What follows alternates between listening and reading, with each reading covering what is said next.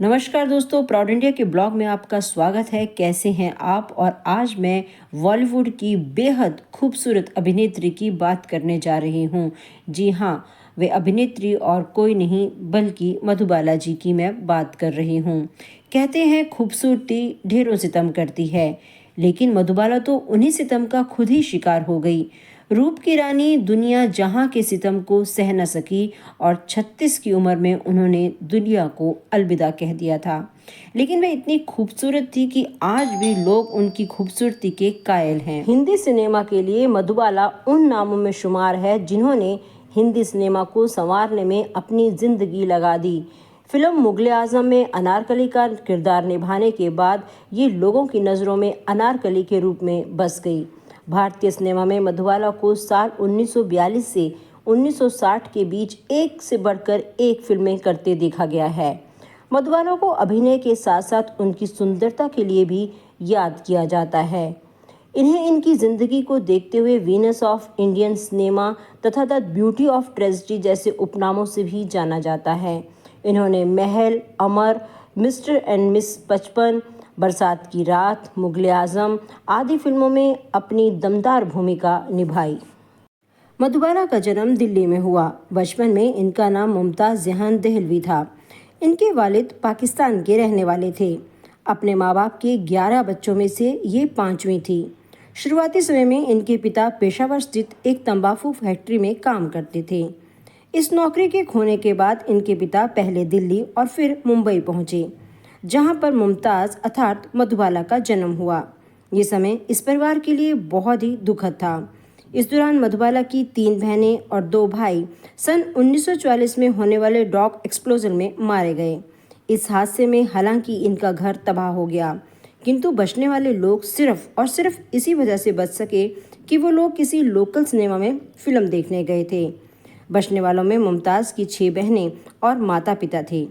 इसके बाद गुर्बत की जिंदगी से राहत पाने के लिए महज 9 साल की उम्र में इनके पिता मुमताज़ को बॉम्बे के विभिन्न फिल्म स्टूडियो में लेकर जाने लगे। मुमताज़ को काम भी मिलने लगा और परिवार की गरीबी से थोड़ी सी राहत भी मिली।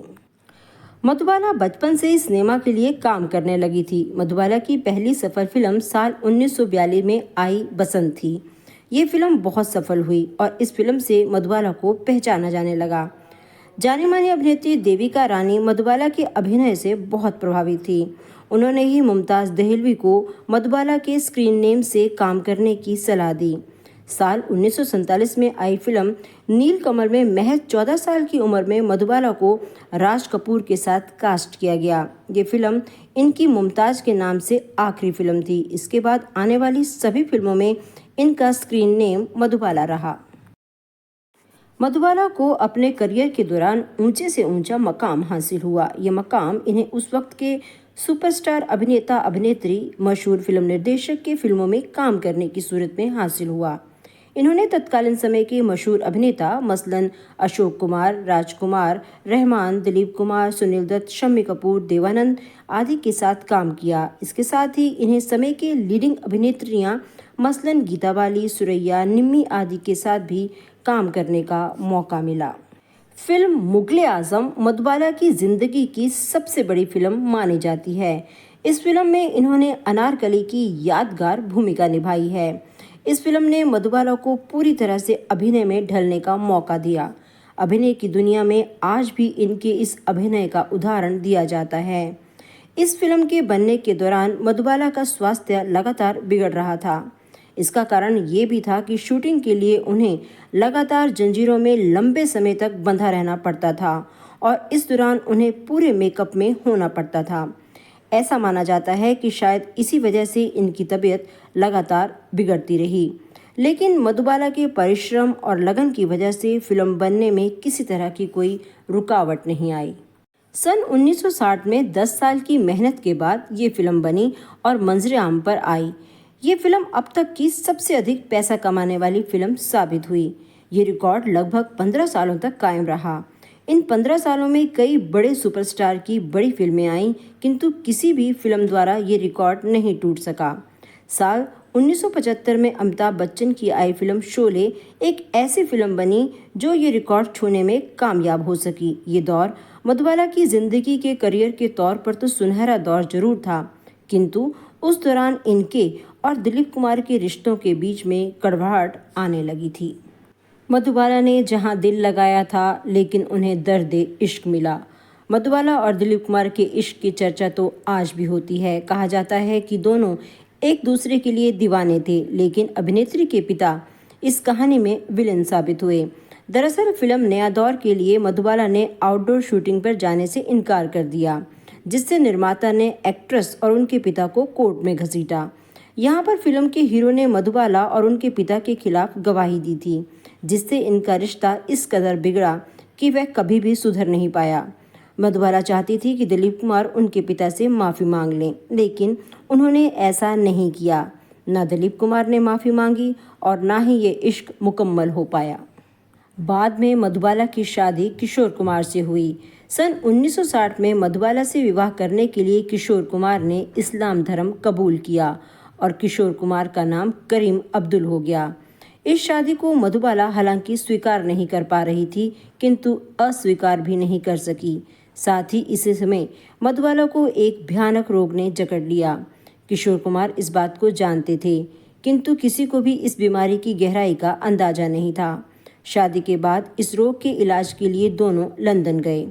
वहां डॉक्टर ने मधुबाला के हाल को देखते हुए कहा कि मधुबाला अब ज़्यादा से ज़्यादा 2 साल तक बच सकती है। इसके बाद किशोर कुमार ने मधुबाला को उनके पिता के घर वापस ये कहते हुए छोड़ दिया कि वे मधुबाला का ख्याल नहीं रख सकते, क्योंकि वे खुद अक्सर बाहर रहते हैं।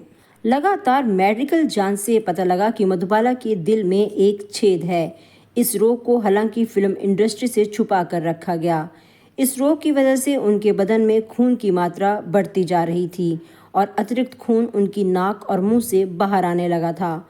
डॉक्टर भी इस रोग के आगे हार गए और ये भी कहा गया कि यदि इनका ऑपरेशन भी किया गया तो ये 1 साल से अधिक समय तक जिंदा नहीं रह पाएंगी। इस दौरान इन्हें अभिनय छोड़ना पड़ा। इसके बाद इन्होंने निर्देशन का रास्ता अपनाया।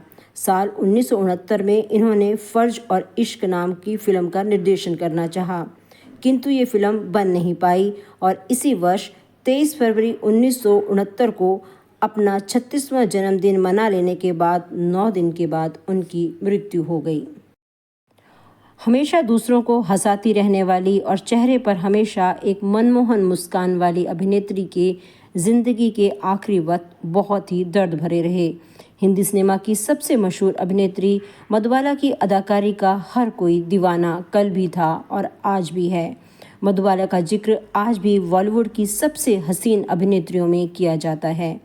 मधुबाला ने अपने अभिनय और खूबसूरती से लंबे समय तक लोगों के दिलों में राज किया और आज भी वे राज कर रही हैं। तो दोस्तों, आपको मधुबाला जी पर बना हुआ ये मेरा छोटा सा ब्लॉग कैसा लगा? अगर अच्छा लगा है तो ज़्यादा से ज़्यादा लाइक और शेयर ज़रूर कीजिएगा और मेरे इस पूरे वीडियो को अंत तक देखने के लिए आपका बहुत बहुत धन्यवाद।